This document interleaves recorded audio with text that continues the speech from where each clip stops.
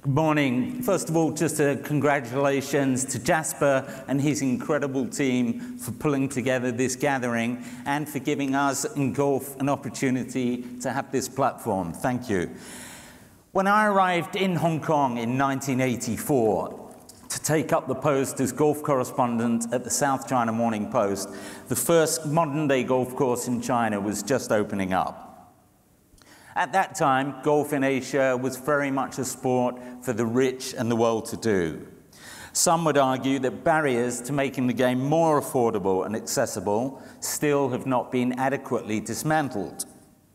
However, there's no doubt that the game in Asia has evolved and grown in the past 3 decades, both as a sport and a business. I just have a few figures to share with you. According to the National Golf Foundation's latest report, entitled Golf Around the World, as of year-end 2016, there were 33,161 golf courses in 208 of the world's 245 countries. Asia, with 60% of the world's population on 31% of the Earth's landmass, is home now to 4,570 facilities. That represents 14% of the total count. The top 5 in Asia are, in first place, Japan, with 2,290 courses. Second, South Korea, 444. Third, China, 383. Fourth, India, 267.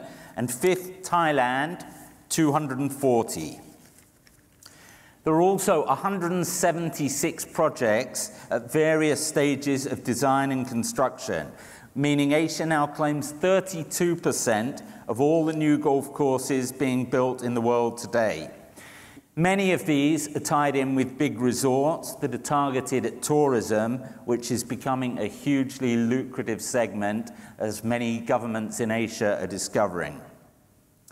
On the downside, between 2010 and 2016, there were 307 course closures in Asia, more than any other region in the world. Most of those were in China, where the central government clamped down on clubs that did not have official permits and were effectively deemed to have been built illegally. More than 120 courses across the country there were bulldozed. Here in Singapore, I'm sure many of you will know, Jurong Country Club was closed down at the end of last year for a major infrastructure project. We will also here be losing Raffles Country Club in the middle of 2018. And the leases at Keppel Club and Marina Bay will also not be extended when they expire. The professional game in Asia has also changed beyond recognition in these past 30 years. Back in the mid-80s, there were barely 30 professional tournaments. Now, according to my count, there are well over 200 and considerably more TV coverage and media coverage. As well as the established Asian Tour and Japan Tour, there are domestic professional circuits all around the region. And at the top of the pyramid, we have the PGA Tour, the European Tour, and the LPGA Tour, all of whom are expanding their presence here in Asia, as demanded by the situations in their own domestic markets and the wishes of the sponsors. On the fairways, as you saw in some of those videos, Asian females continue to prosper on the LPGA Tour, while we're also seeing the emergence of genuine world-class Asian male players led by Japan's Hideki Matsuyama. Li Haotong, a product of the HSBC youth program in China, is among those in his slipstream. Encouragingly, we're also seeing new and innovative formats coming to the fore, primarily aimed at making golf a more attractive proposition on television. Meanwhile, also across Asia, efforts to attract youngsters and families to the game have seen the introduction of short courses and new hybrid forms of the game, such as foot golf and fling golf. On that note, I'd like to ask all of the panel for their perspectives on the current state of the game in Asia, Giles, can I start with you? Well, we've been involved with HSBC in golf since 2005 with the HSBC Champions, which was when I first met you. And I think we've seen dramatic change, particularly at a professional level. We think of the pipeline of junior players coming through. Many of the countries have now got pipelines which allows a development and players coming through. I remember saying to you probably in 2006-07 when we started the junior program in China, that my great wish would be that one day we would be crowning the HSBC champions from China. And at the time, it probably felt like sort of sponsor hyperbole. Oh, well, of course you're going to say that. With Li Haotong playing so well at the Open Championship, coming third as he did, that is very attainable. And I think with the amount of players coming through Asian Tour, LPGA, all of the tours available, at a professional level, the game is in. This is the engine room for the future of golf. There's no doubt about it. Sean, I know you have some figures about what Asia's contributed. Sure. Obviously, as Giles said, the golf has been growing in this region, and there's no question about that, whether you're talking about the number of players coming or a number of countries to a distribution on TV, commercial success. So I can tell you back in 2010, the LPGA telecast was distributed to about 250 million homes worldwide. Today, our figure in Asia alone, it doubles that. So in our growth in the last 7 years, I think 95% of increase in our TV production distribution has come from Asia, and now that reaches about 450 million people or households in Asia. So with more events and the more success from the players coming from Asia has certainly really increased the interest level in the game of golf on the women's side. And now whether it's digital or social media, we're really experiencing tremendous growth from this region. And Josh, I think you're coming up for your first full year as chief executive at the Asian Tour. Well, what's the state of the game from your perspective? Well, for the Asian Tour, it's a really exciting period. We've seen already in my first year, we've added 5 new tournaments to our schedule. And that is obviously the #1 barometer, for anyone on this stage, is we want to create more tournaments. We want to grow the game.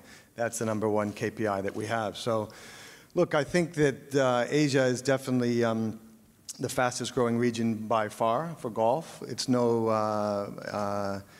one's surprise that golf, while still in good shape overall globally, has its challenge, especially in North America, where things have stagnated a bit. And that's a big reason why the PGA Tour, LPGA, even the European Tour have steadily increased the number of tournaments they have in the Asia Pacific. It is such an important region, and obviously the world's population is here. So this is where all the companies globally want to be. This is Asia has the consumers that everyone is targeting, and it's only natural that our industry will rise with that trend.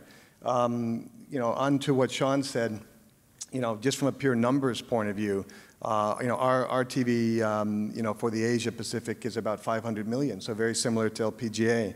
And then the whole rest of our distribution, I think, is 250 million. So, 2/3 of our viewership comes from Asia. And I don't think that, whether it's the Asian Tour, the PGA Tour, the LPGA, or any of the other tours, this is the region that is attracting the most interest.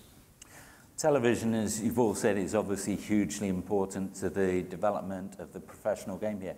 One of the constant complaints about golf is that the pace of play is very slow. Really? I think the tours are starting to tackle this. I think also the other area here is the new formats that are being looked at. Again, maybe Josh, if you can continue. I know the Asian Tour in conjunction with Australia are now involved in a sixes tournament, I think. That's right. Yeah, we had a fantastic event in Perth. Actually, it was tri-sanctioned with the European Tour, the PGA Tour of Australasia, and the Asian Tour. And it was called the Perth Super Sixes. And the first 3 days was traditional stroke play. And then on the final day, it turned into a match play event, played over 6 holes.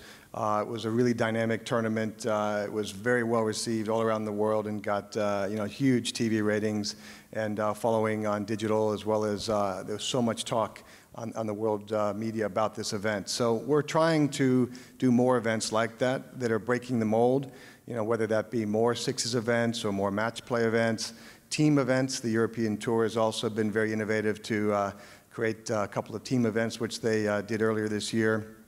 And as our strategic alliance partner, we're working with them on a daily basis, trying to create more and more, let's say, non-traditional golf events that are shorter format. So we've got a lot of things in the pipeline. We've got proposals out left, right, and center to various sponsors that we know would like to get into golf, but they want something different. So we're talking about things like tournaments played on a par 3 course that you could play around in 2 hours. Things like men versus women. We'd love to do an event, Asian Tour together with the LPGA. But again, it always comes down to support from the sponsors. Sean, you've got the Solheim Cup, which I think everyone knows about and how huge that is. What other international or team events do you have? Or are you finding sponsors also coming to you to discuss different formats? Absolutely. I mean, we field a lot of questions and offers about different formats, and we really do envy what Asian Tour and European Tour is doing. We think they're making a lot of bold moves, which I think it's good for us. Solheim Cup is pretty similar to the Ryder Cup on the men's side, but we create a new event now in 4 years ago called UL International Crown. The genesis of that idea was to have something that's similar to President's Cup, but that spoke much closer to Asia, in our opinion, because the market, that was the emerging market that, in our opinion, was going to really carry the game of golf in the future. It's an event that have 8 different countries representing their own flag, not a part of Asia or a part of the US or rest of the world. We thought that we, as more for the Asian countries, respond much better in representing our own country. So it's a 4-player from each country with 8 countries that are based on the Rolex World Rankings that gets together every other year that's on the non-Solheim year. So that's an event we played 2 editions in the United States, Baltimore and Chicago. And next year, for the first time, it will be played in South Korea at the Jack Nicklaus Golf Club in Songdo. So that's an event that we feel is really speaking to the core audience of the LPGA and more on a bigger side to all golf demographics today. Giles, HSBC, I think everyone knows, are one of the biggest sponsors of golf globally. Here in Asia, you have the WGC champions in Shanghai, the only WGC event in Asia. Here in Singapore, you have the champions for women's as well. As someone who makes the calls on the sponsorship, have you got into discussions about other formats or other ways to maybe get the most out of your buck? Yeah, we've been quite, I think, probably quite forceful with the sport that we've been investing in since 2003 at the World Match Play. And it's interesting hearing the guys speak, because all sponsors are trying to do, irrespective of golf, is to engage with people. And the people that they choose to engage with is demographically based on what a sport or arts, whatever the program may be. So there is a very strong demographic in golf that is quite global, and it's quite affluent. So no surprise, financial services tend to be involved. But even in the time I've been at HSBC, which is 12 years, the world has changed. How we consume everything has changed. If you think about social media, digital media, everything has changed. We're time poor, we're distracted, getting people's attention, everything has changed. How you bank has changed. Most sports were invented sort of 150, 200 years ago and haven't changed. And are then surprised as sponsors who are simply trying to use these platforms to engage are saying, we want something different because our consumers demand it. And for sports not to change are missing the point. And particularly for a sport like golf, which is so reliant on sponsor funding, they have to listen to the sponsor, because all the sponsor is doing is listening to the consumer. So if there's a disconnect, so the thing like pace of play, and we've spoken about it, I think everyone's in agreement, it's got to be quicker, because people won't watch. You only have to look at the audience for the Open Championship, which partly because it's gone to a satellite broadcaster. 2 of the greatest Opens in history were played, and yet the television audiences are down. The sport is, I think, and I said it earlier, this is the region that can be the crucible for the future of golf, because it doesn't come with the baggage of what we have certainly in the UK of 150, 200 years and all of that tradition. There's a lot of tradition also in the US. Here, it's relatively new, and this sport needs to be brave. It's a brilliant game. It's easy to understand. Men, old, young, men and women, I mean, the whole lot. Everybody understands why golf is so valuable, but it has to be brave now. And I'm excited for the sport, but I'm also urging the sport to modernize quickly. And you were setting the pace in many ways. I know last year here in Singapore at the Women's Champions, you held a concert and a lot of other activities. You had chefs coming in. I think the next event is here in Singapore in February. Yeah. Can you give us a taste of what we might expect for that and what other areas you're looking to get into? Yeah, I mean, we tried a concert and we're going to carry on with the concert theme. It worked. I actually tore my calf muscle dancing to take that, which is enormously embarrassing, and you remind me of a bad time in my life. But yeah, the fusion of entertainment, of music, if we're taking people to an event and we want to engage with them, you don't just want to engage with them through simply the prism of golf. You're trying to engage with their lifestyle, and people love music, people like other things. So if you're going to bring 30,000 people or whatever it's going to be to an event, why would you not extend that with entertainment? They're at the weekend, they're with their family, with their friends. And golf works really well. There's lots of space on golf courses. So we're finding in Abu Dhabi, where we're a sponsor over there as well, music on the range. We've got bars now being set up right around the golfers. I don't want to see golf played in funereal silence. I want the players and the spectators to interact. That's what is appealing. So we're always trying new things. We're simply a humble sponsor. Other sponsors are trying things too. But what's been great about that and working with the tours is there's a step change now. You couldn't have even... I remember, this is a true story, when we started Champions, suggesting as mice to one creative idea of the year, let's put red sand in the bunkers so people would know it's our tournament. The coughing and spluttering from the Royal and Ancient had to be believed. You couldn't... It's just red sand. You can't chuck. And of course I understand preserved tradition. Golf is a game steeped in tradition and fine tradition, particularly the values. Those must never change. Everything else, give it a go. Yeah. Sean, we were talking a little bit, following on with what Giles was saying about how the women golfers, in many ways, your professionals, are better at engaging in the pro-ams and with their fans than maybe the male players. Can you talk to that a little bit and maybe what Mike Wan, your commissioner in particular, has done to encourage that shift in thinking? And I think Giles might even be a better person than I to talk about this, but when Mike Wan, our commissioner of the LPGA, came on board, he had a couple of things in his mind. The first thing was understand what the sponsor is looking for and try to really deliver to our customers. It's not about the tradition, it's not about our prize money, it's not about what we can do or what we are, but it's about how we can help the partners really get to the objectives that they're looking for in investing in women's golf and the LPGA. We wanted to make sure that we catered to those needs, and one of the first initiatives Mike Wan has done with the LPGA since coming on board was create what we call a one-pager customer profile. It talks about why the HSBC is paying for this tournament. Why are you guys, the LPGA players, here this week in this beautiful Singapore golf tournament playing for prize money and not back at your home country club? Because there is a business needs that needed to be attended to.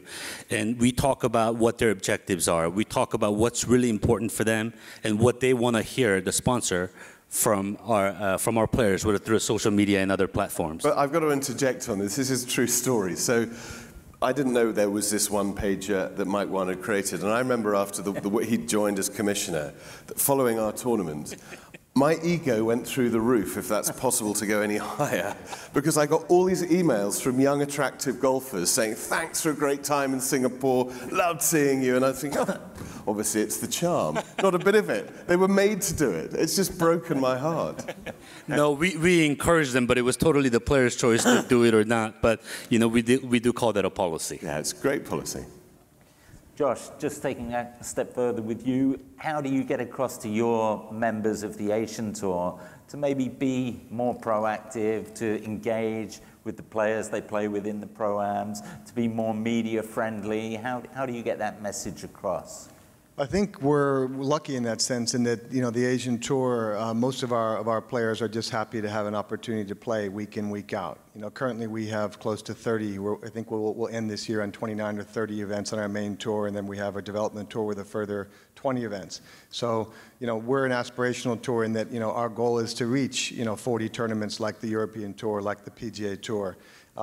So I think our guys in general are already pretty active with our sponsors. Whenever we ask them to do anything more or less, it's okay. We don't have any issues with guys with egos and things like that. So I think we're very lucky. That said, we do need to be more proactive. I think what Mike Wan and the LPGA have done in terms of actually putting in detailed policies about what's expected from the players, and, you know, how to retain sponsors, because that is the #1 important thing that we have to do running the tours. So I've been looking just in my brief time at what the other tours have been doing. I think the Japan Tour is a really good example. They have a very strict policy for their players. They need to attend every single function. They wear jackets at certain events. It's very traditional in terms of their approach. But the reality is they retain their sponsors. If you look at their tournaments, you know, many of their events have had for over 30 years. So we're looking at all kinds of ways now that we can be more, let's say, brand-centric to our partners, because that's very, very important to us. Given that we all agree how important Asia is to sponsors and to television for golf, we're in a scenario where in the men's game there are 4 major championships, and in the women's game there are 5, and none of these are in Asia. This seems a huge anomaly. Again, to all of you, maybe starting difficult one for you, Charles. Why is that the case? Peter Dawson spoke when he was Secretary of the R&A and was very adamant that one day there must be a major championship for men in Asia. So the question, will that happen, and if so, when? It should happen, no doubt at all. When we started the HSBC Champions, we rather pompously self-styled ourselves as the Asia's Major, but it's actually stuck because it is the biggest event in Asia in terms of prize fund, and it's a colossal tournament, and we're really proud of working with everybody in the game to deliver that. But when you think of the world's population, when you think of where the growth is coming, again, the majors started historically. There's nothing wrong. At the time, the strength of the game was in the United States, and there are 3 majors and 1 in Britain. But times have changed, and the sport has to reflect that. There's no doubt at all that when you think of both with LPGA and what's going on in the women's game, this is where the market is, but also in this continent as well. It has to happen, and we've been pushing. Not from our point of view, funnily enough. They may want to create something new. It just needs to happen. So why is it being held back? What's the sense that you get? Why are people so... I'll tell you why. It's because you would not invent the structure of golf now if you were starting from scratch. The structure of the game has grown out of time, and that's a lot of sports face that challenge. Is if you were sitting down and go, right, we're going to invent this game called golf, and we're going to have some professional golf, and we're going to have men and women playing, we're going to have kids, right, how do we structure it? You wouldn't create what is, because it's historical. So getting anybody in golf to agree with anything and getting consensus is quite tricky, except when I saw the game really pull together, thank goodness, was around the Olympic bid. And that's when you saw the sport pulling in, and all the representatives from all of the tours and the representatives came together, put best foot forward, and are now part of the Olympics. So that was a moment. Yeah. I want to come back to the Olympics later on. I'd like to follow up with Sean and Josh on the question about the majors. Sean, I know the LPGA added Evian in France to your list of majors, I think 3-4 years ago. And again, I think there was a sense of disappointment in Asia that there had been an opportunity there to maybe grow it further out here. Maybe can you explain the thinking behind that? And again, if you see possibilities for the future of creating or moving one of the majors to Asia. Were you disappointed, Giles? Very. Well, well, definitely, I think LPGA, as you mentioned, we now have 5 majors. I think we're the only golf tour and the major sport that has 5 majors. So we definitely look into doing things outside the box a little bit, and we do internally talk about Asia major, and Giles' name usually pops with that discussion internally at the building. Do we think it's coming? I absolutely have to believe it's coming. But there are also challenges because we currently have majors. How do we get somebody off the major platform?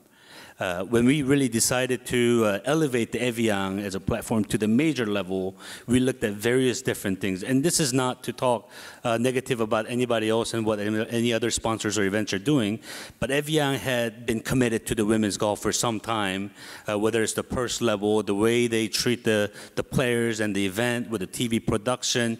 We felt that was a platform that really wanted to showcase to more people. At the LPGA, we're really in the business of showcasing the players and to really elevate our game and platform as much as we can. And we thought Evian was a great tournament that we needed to take a next step with. With that said, I think, given the current state of golf and which we anticipate moving forward, I think it's inevitable, in my opinion, the major in Asia would happen. Taking the LPGA hat off for a second, I just hope that is the LPGA Tour. Josh, likewise?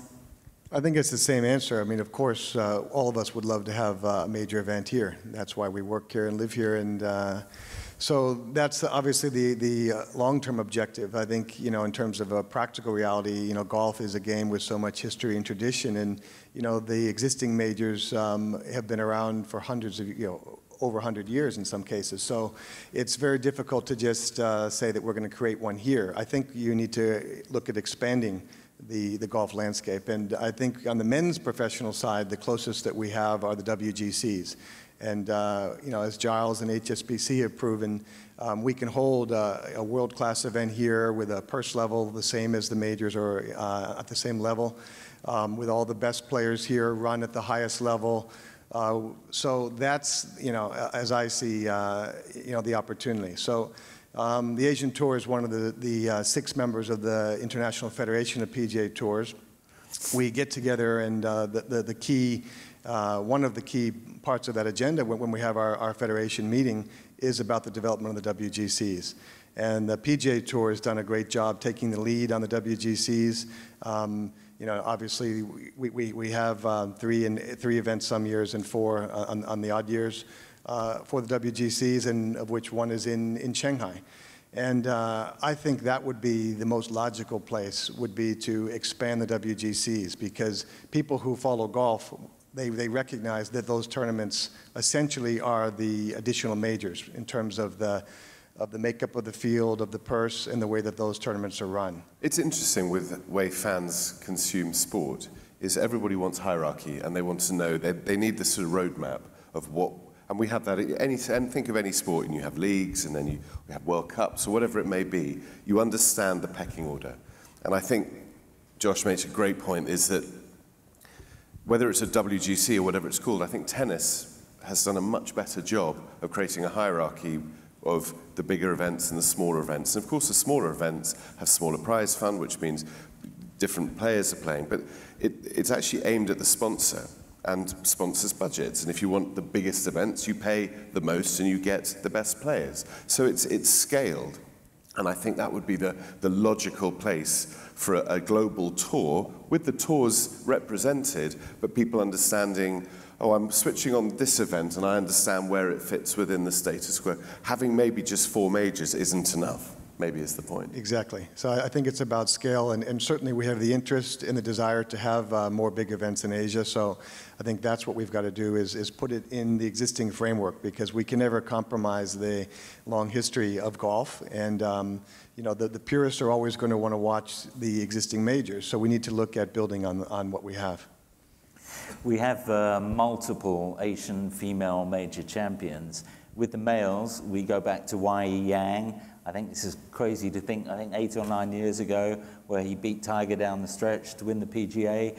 And many of us thought the floodgates would really then open for Asian male golfers to start to, if not dominate, at least to be regular contenders and winning some majors. It hasn't happened, Josh. Why? And are we getting closer? Do you see from your members the desire, the will to practice, to go out, to play with the best is there? Oh, definitely. I think that men's professional golf is in Asia is rising very fast. The levels are unbelievable. I mean, Lee Hao Tong was third at the Open this year.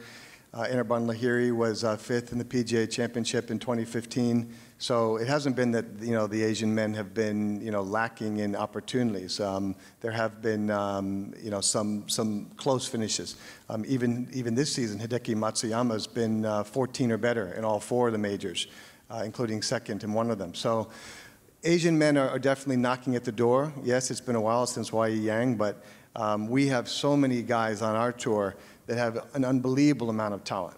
I mean, even if I use an example, on our Asian Development Tour, we had a player in May shoot 59, and this guy can't even earn a card onto the Asian Tour. He's playing on the ADT circuit.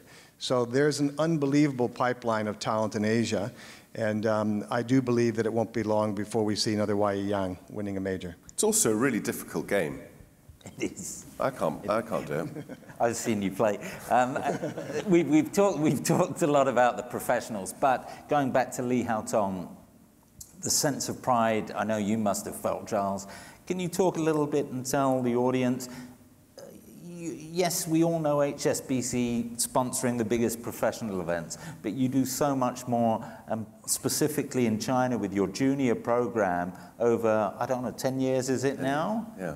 It's something I think we're all at the bank incredibly proud of, is that you make an investment like the HSBC Champions, which isn't just the cost, and that's significant, but it's quite a leap of faith that we made to invest at that level for so long. But I think all of us, and there's everybody in this room, I'm sure, is a lover of sport, is that I think anyone who loves sport knows there is a duty of care to the future generation. Partly from a commercial point of view, it says the right thing that you're investing at both the elite level, but there's a pathway to growth. But I think also the sports fan understands about new generations coming through. So I think it's essential that all sponsors should be committed. And I think it would be a really interesting thing for rights holders to look at, where part of the investment is to the future development.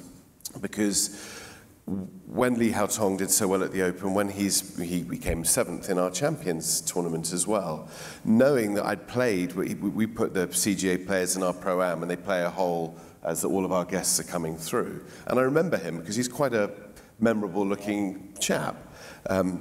And there he is doing so well. And the sense of pride that an investment that a sponsor has made that is genuinely creating a pathway really matters. And I think that we're going to see more. I completely agree. I think, yes, I think it's 10 of the top 100 are from Asia currently. That is only going to grow. It just takes generational time.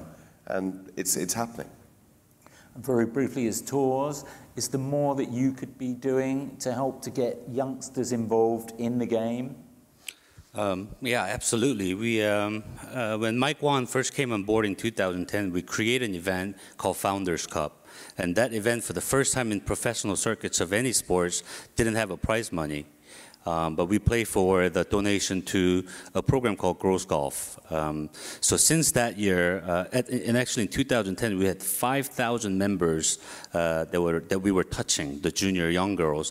Now that number is over 1,000% increase to 70,000 people today, which is the fastest growing sector of demographics in all of golf. So when you look at what we're doing, coupled it with what HSBC is doing and investing in the junior golfers, I think that's critical for the future of the game, obviously. Interestingly, from an Asia perspective, 20 years ago, only 1 of 17 junior golfers were non-Caucasians. Today, that number is 1 out of 3. So I think we, whether it's LPGA, PGA, Asian Tour, and HSBC, I think everybody is playing their part. I mean, really, at the end of the day, if they take up the game before the age of 12, they're 50% more likely to be a core golfer. And really, 82% of all the C-suite executive, the female executive, have played some sports in the collegiate or high school level. So I think it's important not just for the growth of the game, but also to really foster and really help young girls with the confidence and self-esteem to get them to take up the game of golf and really any sports. Thank you. Josh?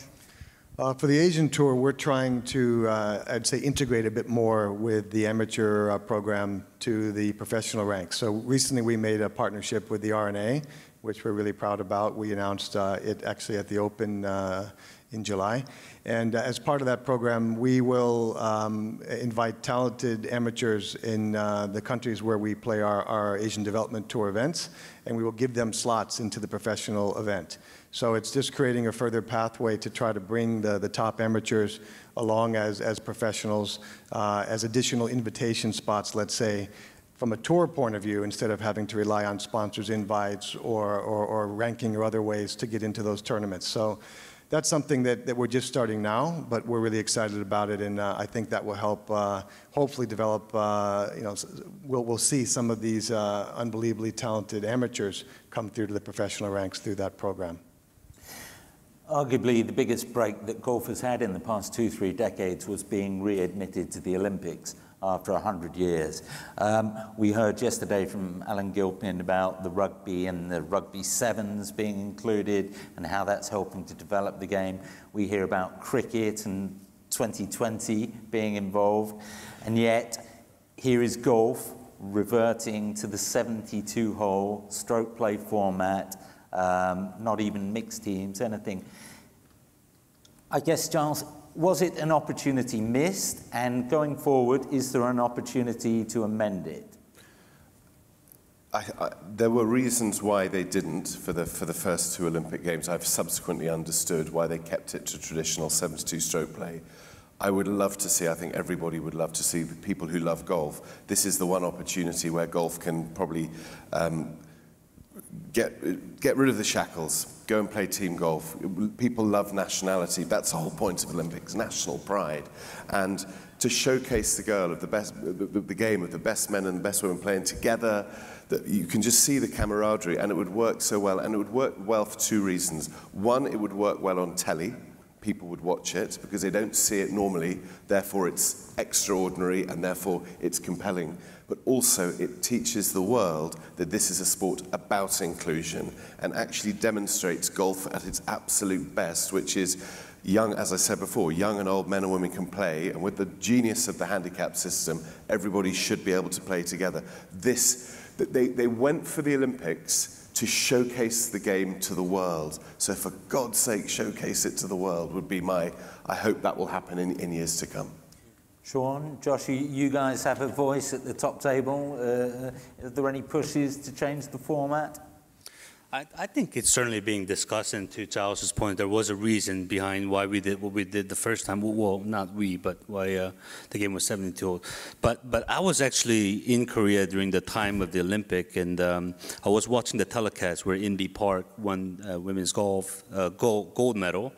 Well, 1 out of every 6 homes was watching that telecast. And when you're watching that telecast, you're not talking about Inbee Park being the #1 player or the, shooting 59. They're talking about what birdie is, or what bogey is, what driver is, what par 4 means. We have this platform where entire countries captivated in front of the TV set, learning these terms and really learning what the game of golf is. That's a tremendous opportunity for everybody, all constituents in the game of golf. It's a platform that we will never really be able to get unless we have a platform like Olympics. So I think it would be a tremendous factor in growing the game. I think, seeing some different formats in the future, I think would be very interesting and exciting. Josh? I think just from my point of view, it's exciting that the next Olympics is in Asia. So that alone is going to be a huge boost for all of us sitting in this room. So, for the Asian Tour, if we look back at Rio, we had 14 of our members took part in the Olympic Games in the golf program. Even like from small countries like Sri Lanka, one of our members, Siddiqur Rahman, he had the honor to carry the flag in the opening ceremony. So, I mean, those are things that I believe are groundbreaking for the sport and for those players that have that opportunity. Now, should we change, to something, innovative and unique for Tokyo 2020? I don't know. I think, the games in Japan are going to be, the Japanese are going to want to keep things fairly, traditional as things are in Japan. But I would say maybe from 2024, you know, those of us in the golf business should have a real think about doing something innovative. And as Giles said, it would be brilliant if you could imagine, you know, team golf, or men and women playing on the same team. That would really be something that would excite everyone. Fantastic. I have a whole bunch of other questions written down here. Sadly, though, we're out of time. Thank you, gentlemen, Josh, Sean, Giles. It's been great. Thank you, everyone. And Jasper, I hope you invite us back next year and we can finish this conversation. Thank you. Thank you.